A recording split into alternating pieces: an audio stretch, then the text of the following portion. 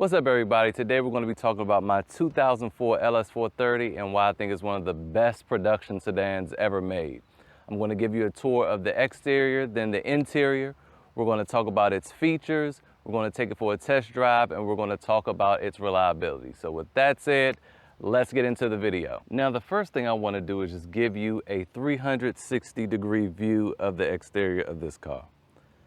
Now, to a lot of people, this looks dated, and I won't lie, to me, it did at first too. But the more I drove the car, the more I worked on the car, the more I began to appreciate it. Now, I haven't had this one this long. I've actually had this one since September 2020, and it's May 2021. But I do have a 2002 LS430, and it prompted me to want to get the tippy top of the line.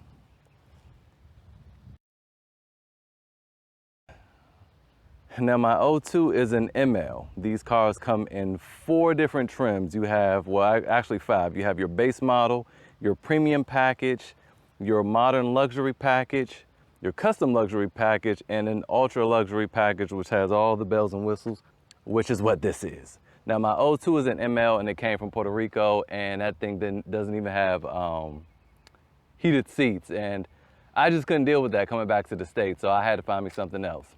Now, this one isn't as clean as my 02. You know, the paint has seen better days. It looks like the front bumper has been touched up one too many times at Mako, and they didn't do a great job. It has some rock chips on the hood, but this thing also has 194,000 miles on it, and it runs like day one.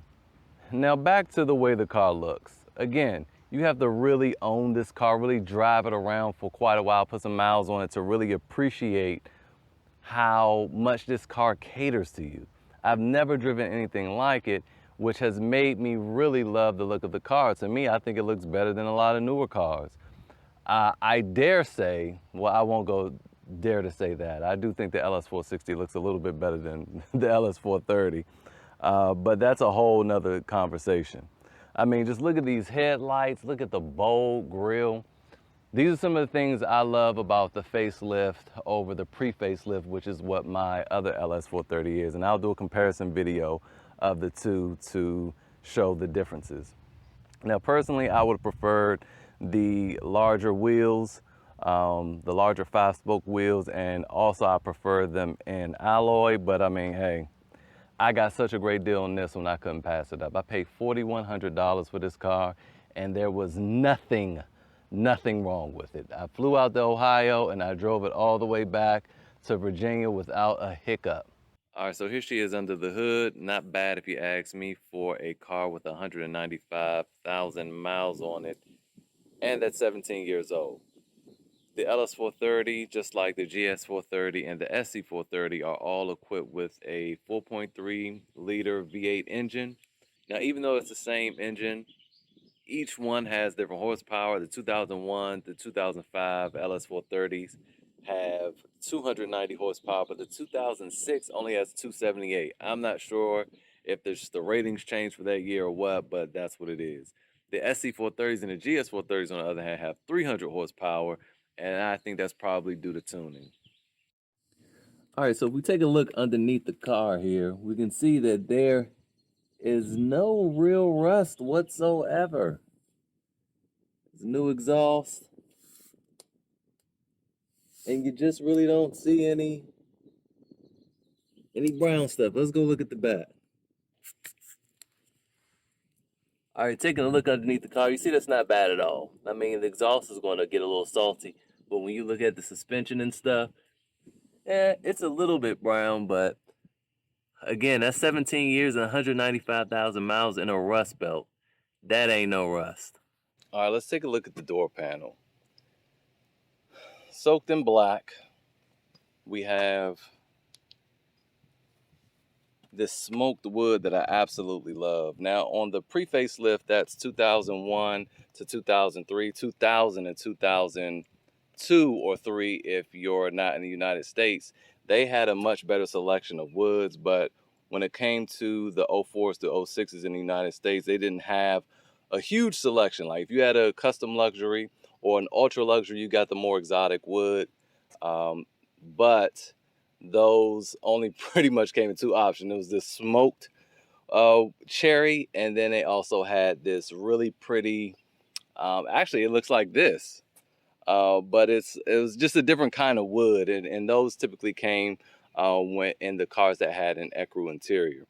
But anyway, moving on, you have your double stitched leather going on the door. Look at these seats, these comfortable seats. And again, keep in mind, this has 194,000 miles on it. And look at this interior. Look at the seats. Look how clean this is. Look at that wood. I mean, that is just so attractive. Yes, it has a CD changer in the dash. I do know of a lot of people that put a head unit, a single den right there, but I don't think you'll still have the ability to have this piece of wood there. And I prefer that. I prefer the stock look of everything. Let's take a look at the back seat. The previous owner clearly had a dog.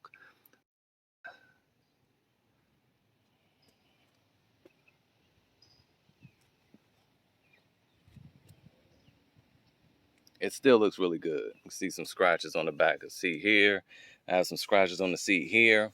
But other than that, and then I have some raisins and what appears to be some oats from my son. He's a little raisin monster.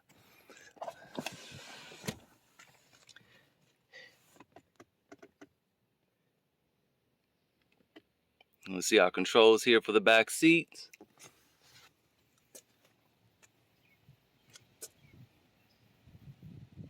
Door panel on the back seats.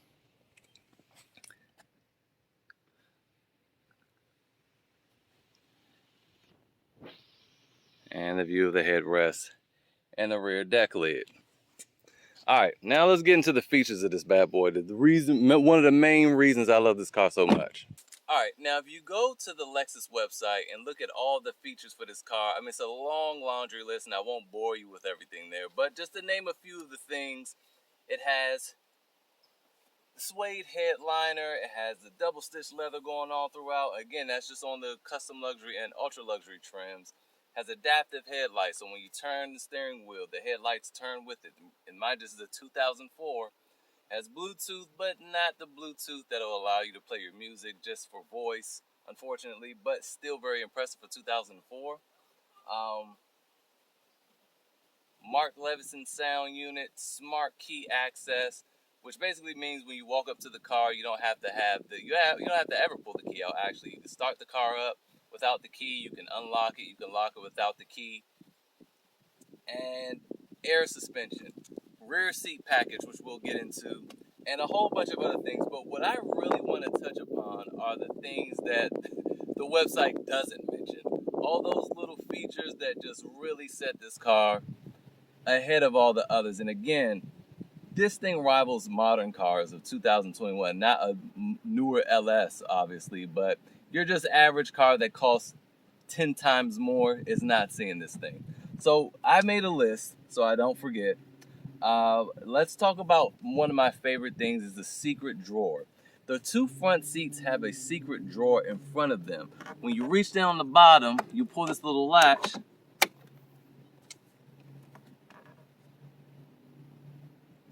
and the drawer pops out.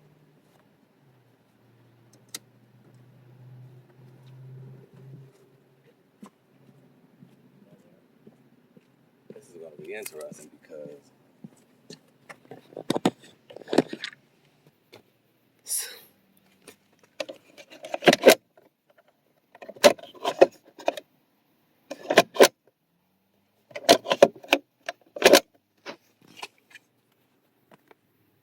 another feature I like about the car is that I can adjust the passenger seat without having to reach all the way over like a fool and just push the buttons here. So I can control the back.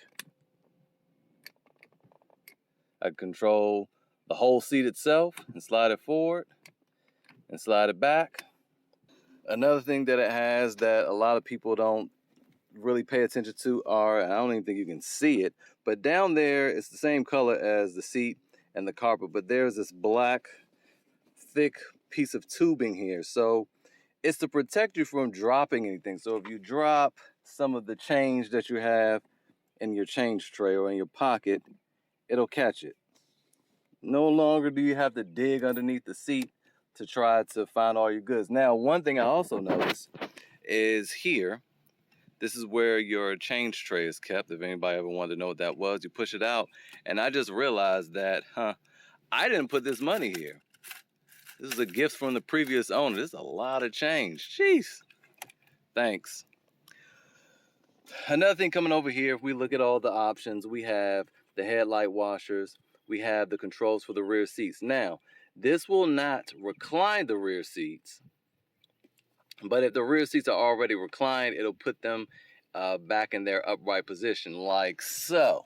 So if we look back there, and we adjust the seat.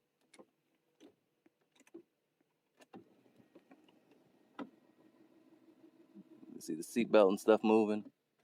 All right, so we've adjusted the seat, and let's adjust the headrest while we're at it.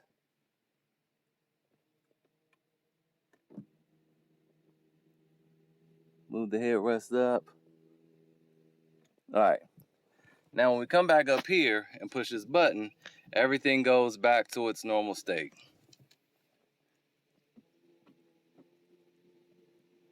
Headrest first, and then the seat. Magic. All right, so moving on, we have traction control, which is on every LS430. We have the rear shade. Now, I don't know if this will turn on without the car being started. Let's go ahead and put it in the on position. But it raises the rear shade.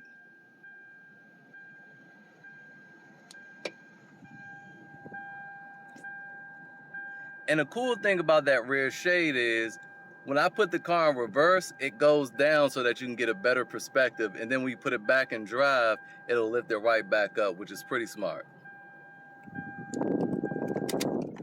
Moving on, we have power, which I think every Toyota has. Power and snow. And basically what that is power allows you to go. It allows you to go up into the gears higher before it shifts. And what snow is it actually starts you off, and I think in second gear, so that the car doesn't utilize all its torque and you'll end up spinning out in the snow. Next, because this has air suspension, we have height control, we have high, and we have normal. Now, personally, I've never tried to drive the car on high.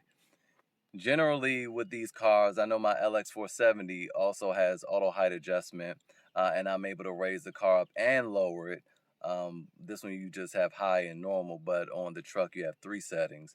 But it's just for like obstacles. So if it's something in the road or there's water or something like that, you go in high and you can creep over it.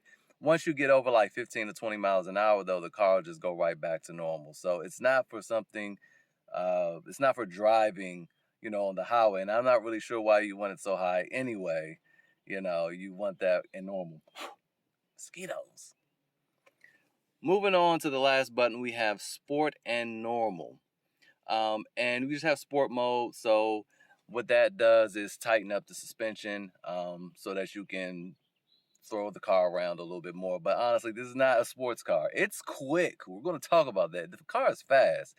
However, it does not handle like a sports car whatsoever. It gets a bit unnerving when you're trying to go around turns and the thing is accelerating so quick. It's more like a highway, go real fast, or a straightaway, I can go fast and pass most cars.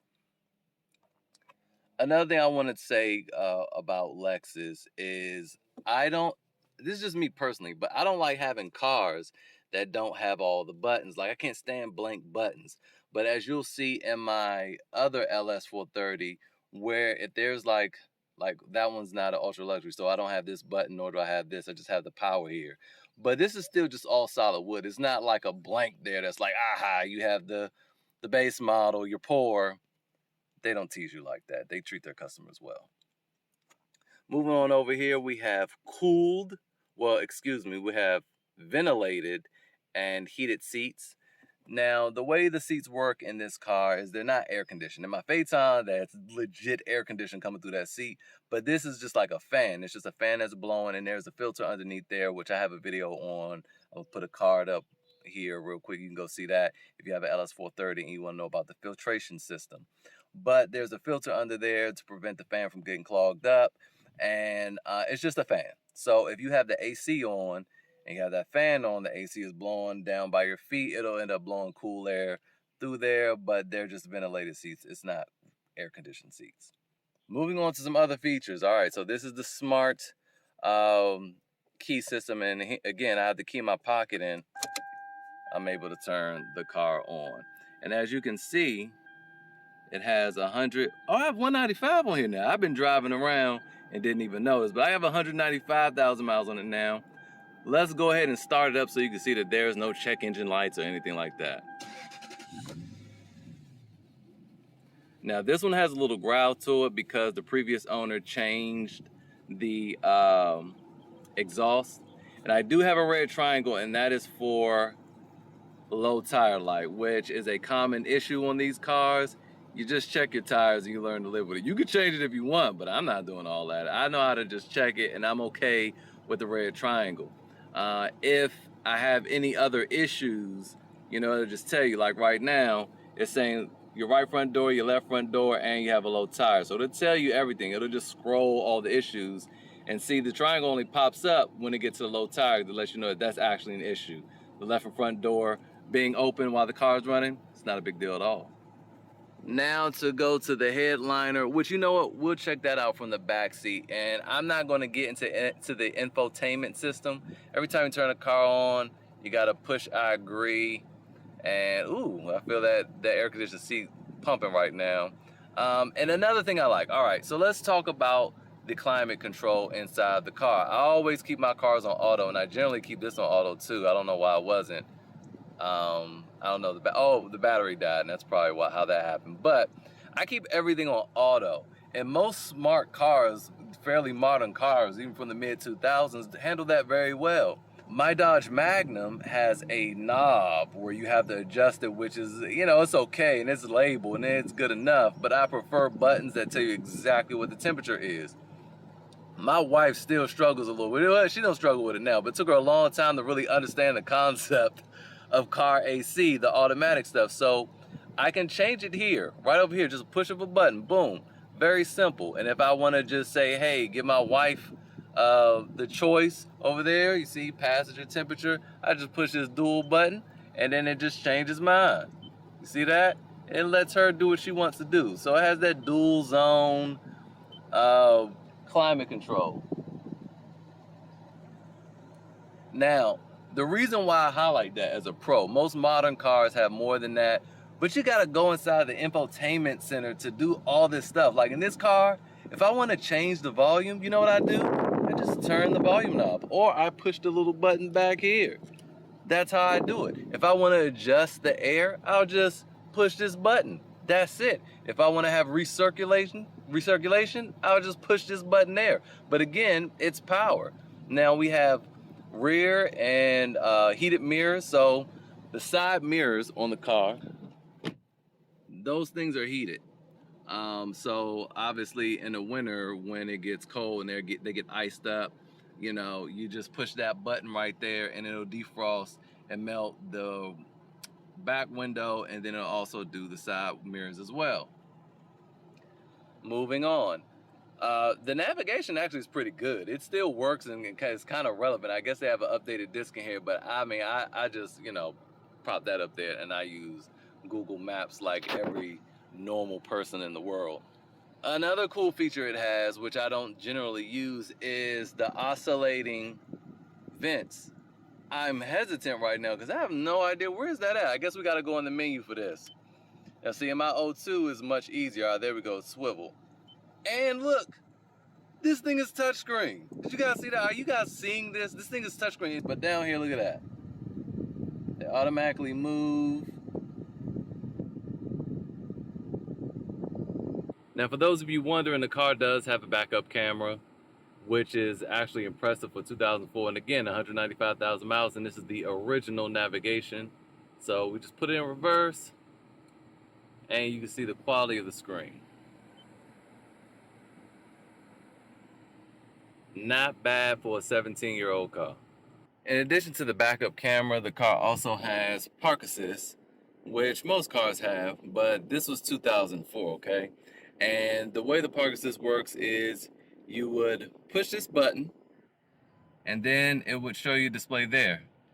Now, the interesting thing about this car is that if one sensor goes out, it will not disable the whole system. It'll just let you know that, hey, this sensor up front in the middle is bad, but we'll still utilize the other sensors. Now, most of you may say, well, yeah, that just only makes sense.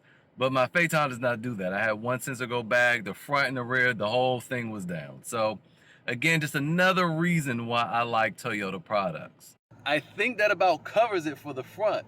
One other thing I want to show you is the glove box.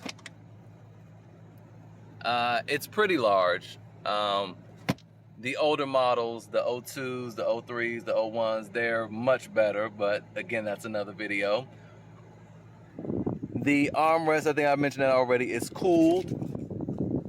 The cup holders, boom, push that out, and out they come. Very smooth, fluid motion. Right here, more wood, we have the cigarette lighter and ashtray.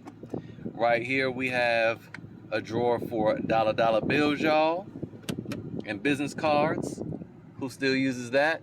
Then, something my Phaeton does not have, or my LX470 for that matter, which is crazy, a sunglass holder. Now, this is something that's a little messed up. I gotta pull this thing back down and then put it up, and then it stays up. You know, after 195,000 miles, I'm okay with that. Then we have your moon roof, of course. It tilts and goes back and all that good stuff. Now let's go experience the real magic, which is the back seat. Now, one thing I want to note with the back seat, check out this door. It opens up really wide. And I noticed that because going into my LX470, I had to take my kids' car seats out of here, and I was expecting the LX to open up much wider, and I almost knocked myself over. These things open up really, really wide. And that is because these rear seats are made for being chauffeured. Now, let's get into a demonstration. I was really trying to do this thing Doug DeMuro style. I guess I need to use a different type of camera because, I don't know, he probably edits so much, but I'm not for all that. Anyway, let's just keep the party rolling. We're gonna redo the back seat. So here we are in the back seat. We have a lot of things going on. So we have this rear shade right here, which I already showed you up front. And then we have this shade here. There you go. Now those aren't automatic, those are manual. You gotta lift them up like so. There's a tab. Oh, it's stuck, there you go. And it goes down into the door, and then we just lift it up. And then same for the rear. And it folds into this thing, and then we put it back.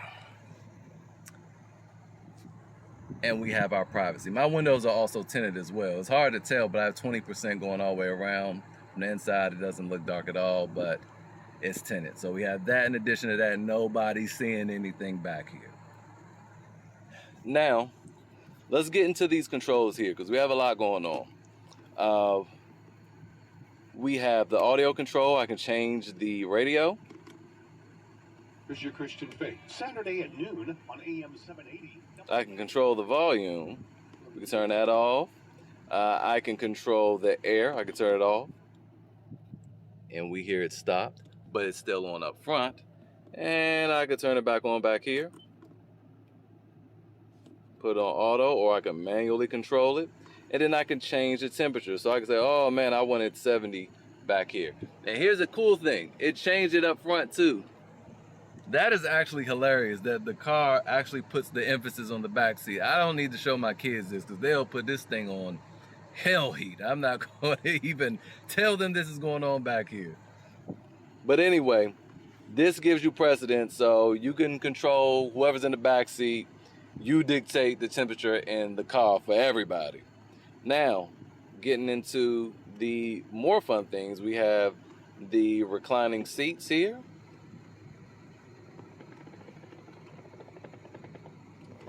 Nice there. I control the headrest.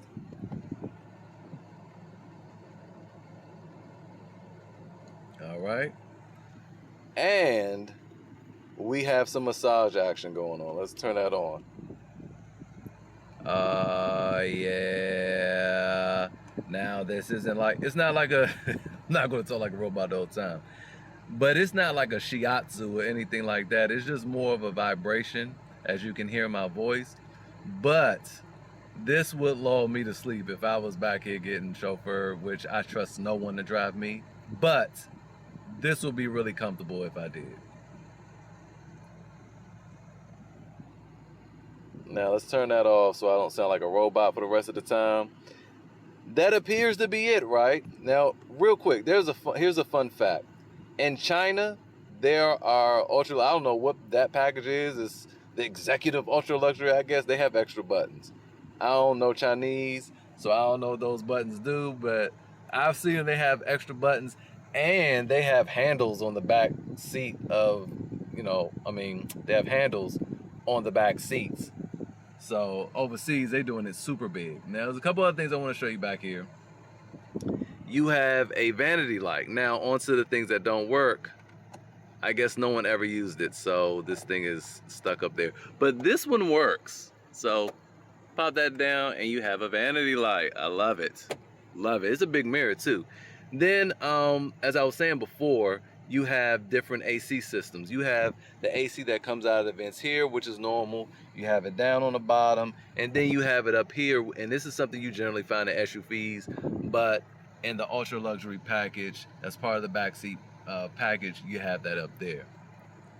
In addition to that, we have this little hook for your business shirts, and then we have a reading light here. Now, oh, there we go. I was about to say, now I looked in the online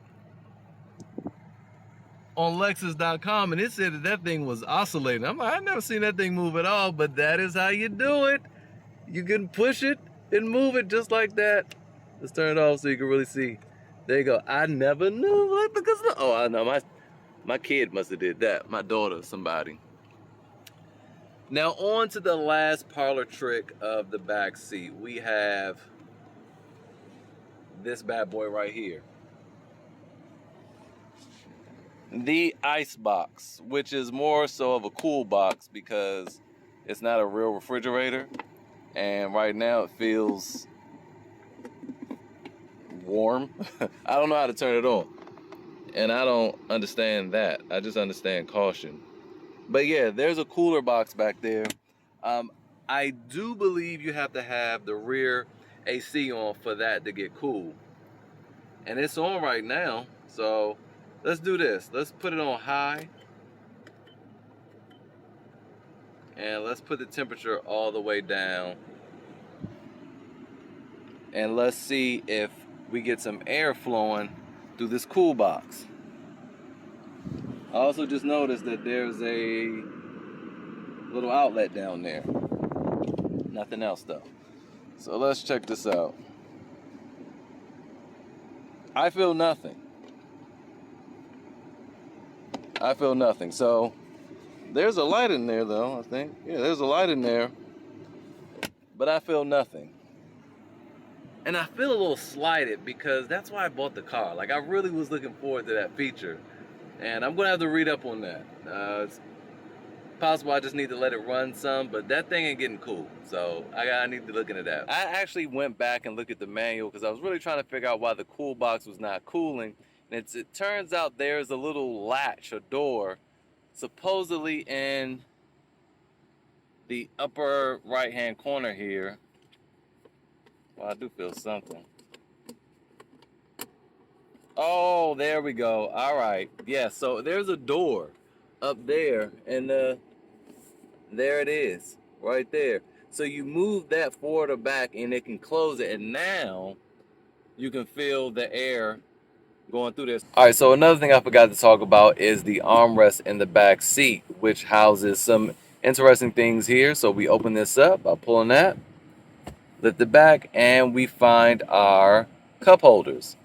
We have our cup holders here. I guess these are for support. If you have a smaller cup, it'll hold it in place. And then we also find our heated and cooled seat controls for the back seat. Now, the last time I even touched this was during the winter time, and fortunately it wasn't on. In order to turn it on, you have to push the button down. And so we can turn that on right now. You can have air-conditioned seats. Same deal, both sides. And you can control the rear shade from the back seat as well by pushing this button here. In addition to that, we have some storage. I have no idea what this little baby slit cutout is for. Maybe a lighter, I have no idea. But then there's a deeper pocket here. Then you have a cloth pull tab so you don't have to touch the leather. Pull this down, put that down, and enjoy your ride. Now, I'm actually testing out these ventilated rear seats, and I gotta say, they suck. I'm not as polished as I was yesterday, but I have to look at you guys and talk about this. The fans are like, I mean, you could feel that something is going on in the seat. You could even feel,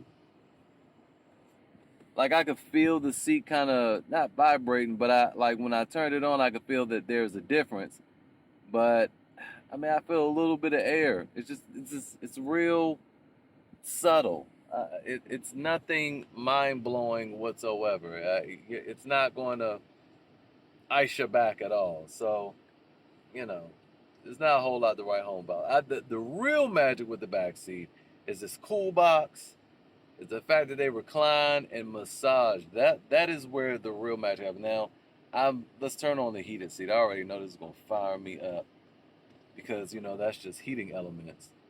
Now going from ventilated to heat, I felt the difference, but I'm not gonna burn myself up like that. So let's go ahead and turn these off. But yeah, I had to look at you and say that.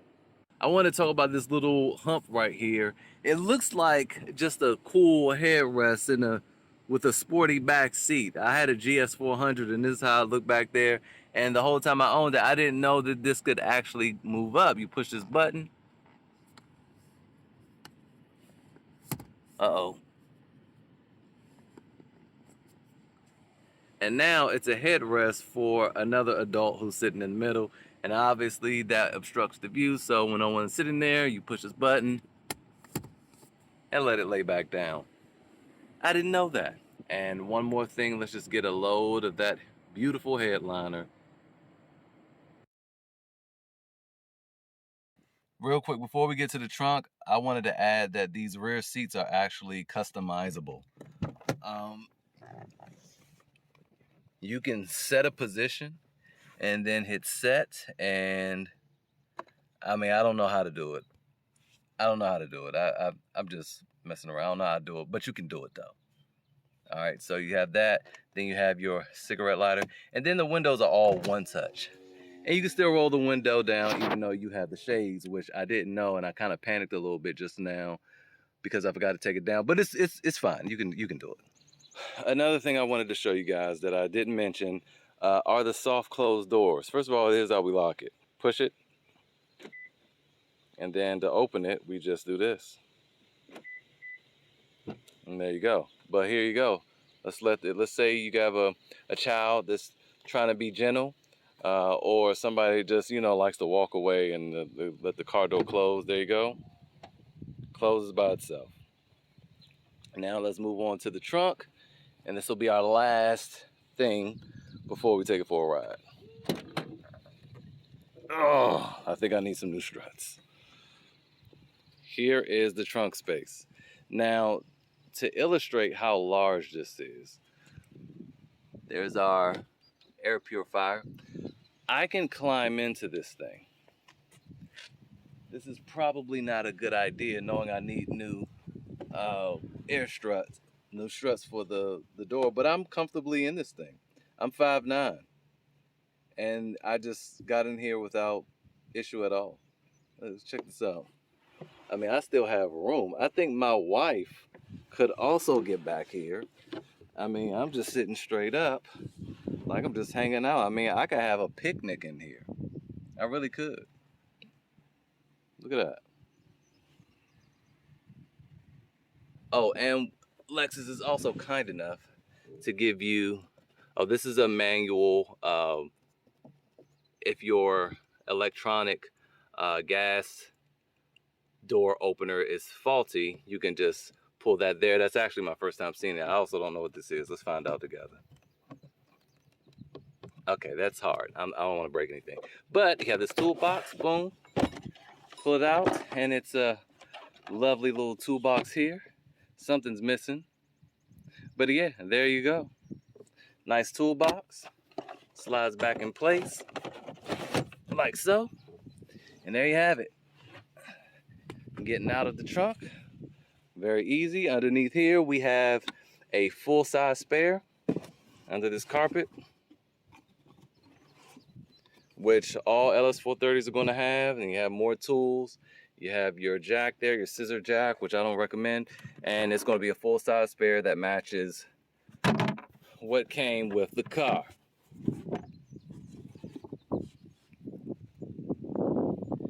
Now that we've covered all of the features that I love about the car, we've looked at the outside, we've looked at the interior, which I don't think I show you guys the sway handle. I think you saw the sway handle. Let's go ahead and take it for a ride. One more thing I wanted to add, because there's some people that watch some of my tool review videos, and I did one on the pack outs, Milwaukee pack out, rigid and all that. So like I said, I use this for my photography, and just to illustrate how big the trunk is, I think I could get the whole thing in there. Like, that's the second box, not the top box. It's the second box, the medium box. I could fit the large box in there, I'm pretty sure. I don't know. Maybe if I laid it down, I could fit that in there, and I know I could fit, you know, obviously the little one in there. So if you do, like, if you're a handyman, you can ride up to your little spots in style with one of these bad boys. And we're going to talk about pricing and what these things cost too in a moment. All right. So let's take it for a ride. Now, obviously this thing is incredibly smooth. Let me open this up just so you can see. It's incredibly smooth and really quiet. The only reason why this has a little more noise to it. Oh, wait a minute. I was about to be freezing. The only reason this has a little more noise to it is because, like I mentioned before, the previous owner changed the exhaust. Now, one thing I didn't do was show you guys the engine, and I feel like that is a really good thing to do, and I'm going to show you the undercarriage, because this car spent its entire life in the rust belt. And I would like for you to see just how well the car was rust-proof. I mean, straight from Lexus. I know the previous owner didn't do anything. This was a one-car owner too, so he had the thing. I think maybe two people owned it before me, and there's no rust. I mean, it's little surface rust here and there, and some of the bolts, you know, were a little rusty. But other than that, I changed the timing belt and did the water pump. I changed the radiator, and I did all those things just for maintenance. I changed the crank seal. I just did all those things just because, you know, first of all, I got the car way under budget, and I just felt like I was kind of expecting to have to do that stuff anyway. And a lot of people are concerned about that maintenance, but it's really not that bad. It's not actually hard to do either. It's more so just keeping up with the screws and where they go. That is the hard part. And if you're doing that, I would just say, when you take things off, put the screws back where you can, and where you can't do that, just put them in a cup or a bag and just, you know, label where they go.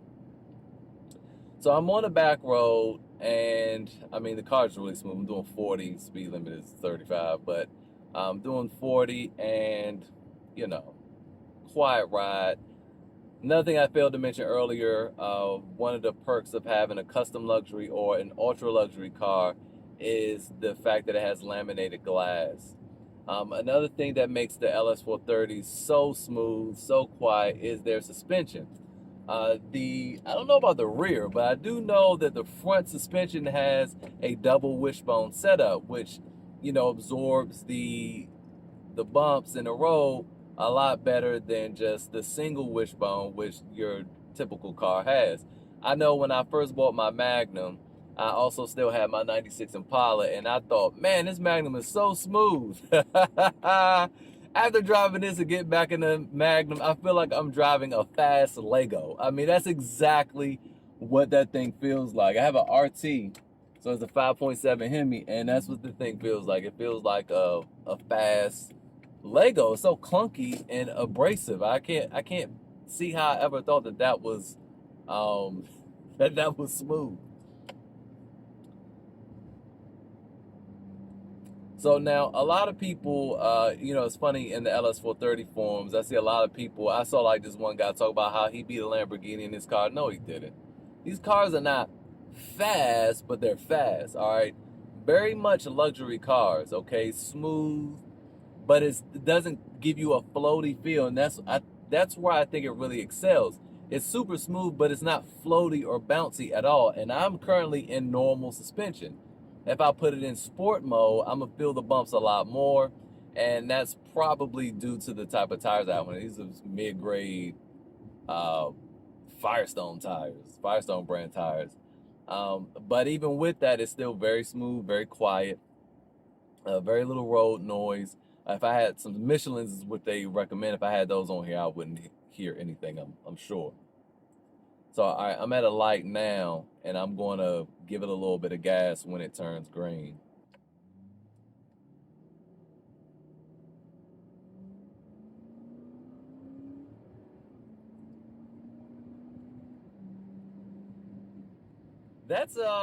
And that's not in sport mode. I mean, you guys see I kind of left those cars back there. Again, I just went to 50 real quick. And I didn't like get on it. I got up to like maybe 3,200 RPM. I'm not a guy that smashes the gas. You know, I don't like flooring it or redlining anything. I baby my cars. I treat them well. This was very responsible, especially for having 195,000 miles on it. But we're going to get it on the highway, and we will open her up a lot more on there. And I'm going to put it in sport mode, and well, I'm going to put the power on. Braking is phenomenal. Whoever had my other LS430, I mean, I know. Let's see, I just saw another one. That's another thing with these cars. You see them everywhere because they're that reliable. I just saw another one that's identical to this. It was an 04, it was a facelift, silver, just identical, just rolled past.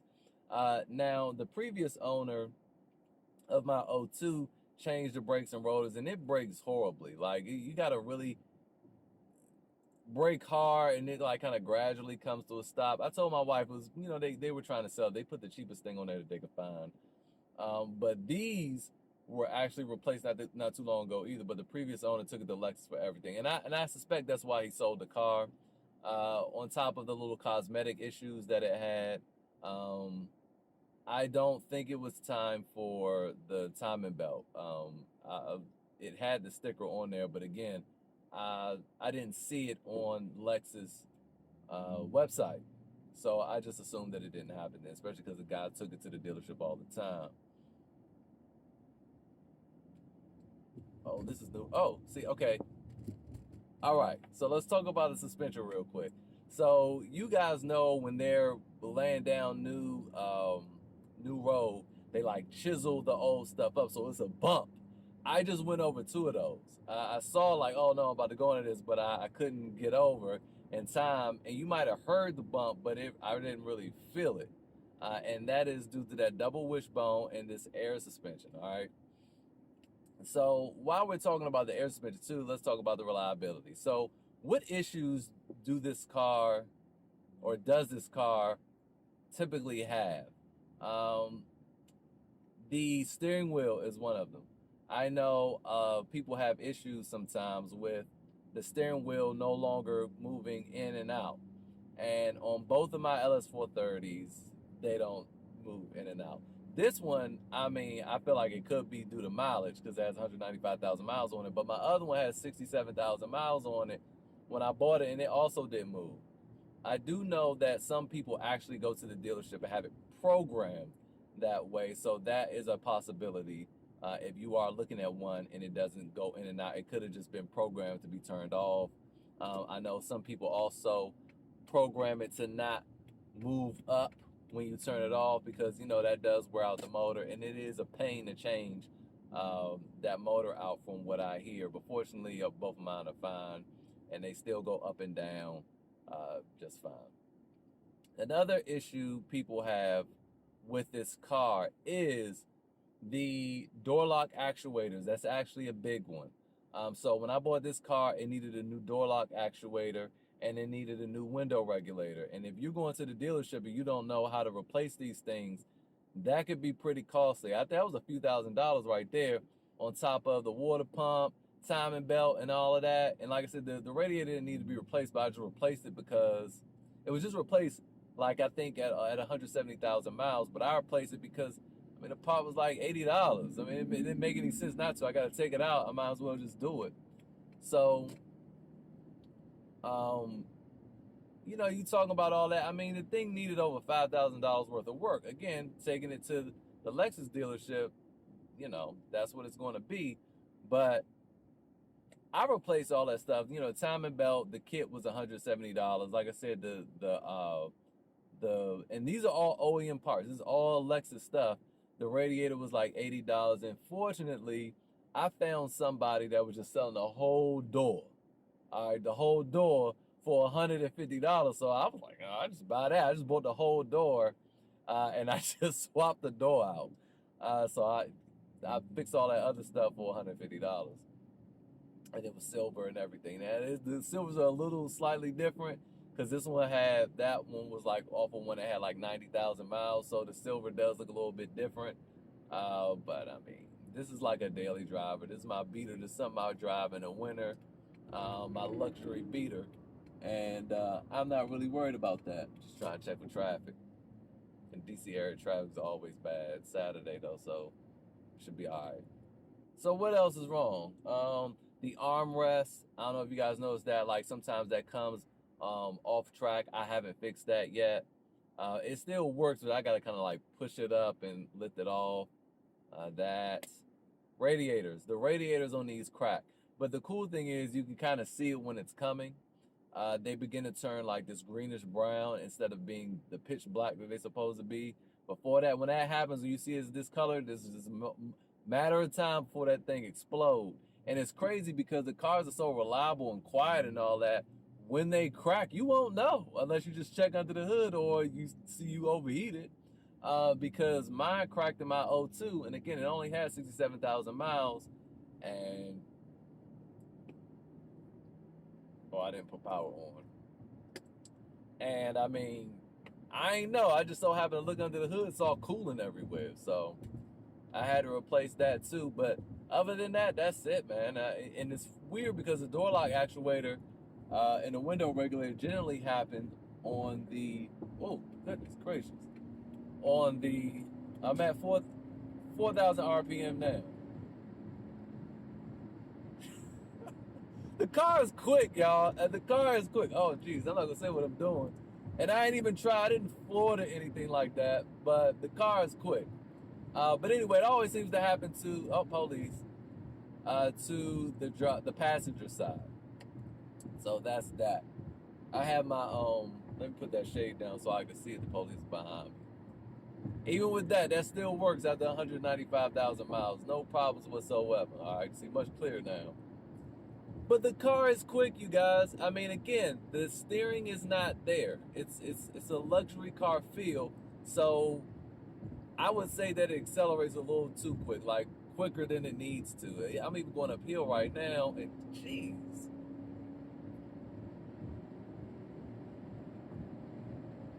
All right. Now, that ain't slow at all. I mean, I'm about to be in the back seat of this Mini right here, and it was far. I wish I would have, you know what? I can't do it now. I'm not going to do it now. Actually, I'm going to get off. I'm going to get back on the highway, and I'm gonna show y'all a little something. And this time I'm going to switch the camera forward so that you can see, you know, its passing power. But the passing power is certainly there. I didn't go past 4,000 RPM, and red line is 6,100. So car is quick, plenty passing power. You won't be disappointed at the speed of the car, and it was still very smooth. You didn't hear the engine or anything like that. Very quiet. I love this thing. And for $4,100, and look, I bought this from a dealership, and the $4,100 was everything. That was fees, everything. So I really paid $3,000, like $3,500 for the car. It's amazing. And the only thing I've had to do to it as far as maintenance, I had to fix the door lock actuator and stuff, and I just got another door, and all that other stuff was maintenance. Now, I did have to replace the air strut. I was going to switch all over the air coilovers once that happened, but I felt like that happened way too fast, and it wasn't the car's fault. I hit a real bad pothole in Virginia, and that was just it. It still worked fine. It was just loud. It just made a little noise. It made this little I just hit another one. This little noise, but it didn't perform that different. Well, it kind of did. So when I would hit another big bump, the steering would kind of do this little weird thing, and I ain't like that. So before it just completely blew out on me, I went on here and replaced it. Like I said, I replaced it with one from a pre-facelift, and I bought all four for $150. You can't beat that. So here we go. I'm getting on the highway. I'm doing 55.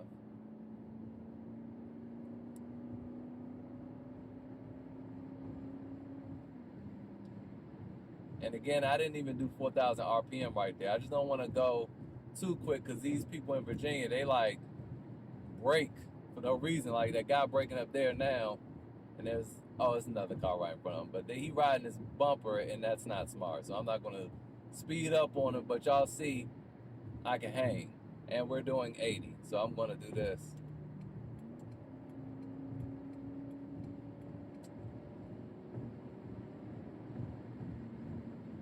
All right, so that was from 80 miles an hour, and now I'm about to be in the backseat of this BMW, and I probably should have kept it on there so you saw see how quick I got to him. But yeah, but it's not a race car though. But you are, all right, doing it well, okay. So anyway, that's it. That's pretty much all I have to say about the car. I mean, to me, it's one of the best luxury cars that was ever built. I say that because they built it to last. You will routinely see these things with 4, 5, 6, 700,000 miles on them with the original engine, original transmission. And this is the same drivetrain that you'll find, very similar to the Land Cruisers, the LX470s from 98, 97 to 2007. The SC430s, the 430 is the 4.3 V8. LS430s, the GS430s, all the same. The thing is with these, the LSs, they were the flagship model, flagship sedan, speaking over the GSs, because those generally don't last as long as these. And that's probably because they were cheaper, and the people that get them, they were a little sportier. They were tuned different, and they had way more torque, and they had more horsepower. And when you just tap the gas, it's like that. I mean, it's amazing torque. It's surprising torque out of that thing. And they generally dog them and wreck them and, you know, don't maintain them well. These are generally dealer maintained. People have more money. To me, this is still a much better car than the GS. And the SCs, they're nice cars too, but I hate to say it, they were generally owned by women. There's a lot of older guys that have them and they don't part with them. They're amazing convertibles, but there's a lot of women that had them. And man, I've seen, because I've been looking for one, I've seen reports at the dealership of people complaining because it's not driving right. Well, this one lady never changed the oil, 40,000 miles. She had to get a new engine. Never changed the oil. She just bought in, thought the car just put gas in it. She never changed the oil, sludged up, engine locked up. Another one, the lady filled it up with diesel, and they had to clean it all out. I was like, what in the world is going on? It's scary trying to buy one of those. So anyway, that's it, you guys. I hope you guys enjoyed the video. It's been a long time coming. I've been wanting to make car videos like this for 4 years. I'm talking about before there was a Hoovie's Garage, like when he first started, before there was a Rich Rebuilds, Doug DeMuro been on the scene. I've made all types of other videos, but I've always been real nervous to make these, and I could never really find my voice. So, you know, this is for Tavares. Matter of fact, I talked to Tavares back in 2017 to see if he wanted to pair up and do a video on the Volkswagen Phaeton or Phaeton, whatever or however you want to pronounce it. They're all correct. But I wanted to, I hit him up. I showed y'all that yesterday. I had an email, but he passed. He didn't want to do it. So, you know, that's that. But anyway, I appreciate you guys. Thanks for watching, and I will see you guys next time.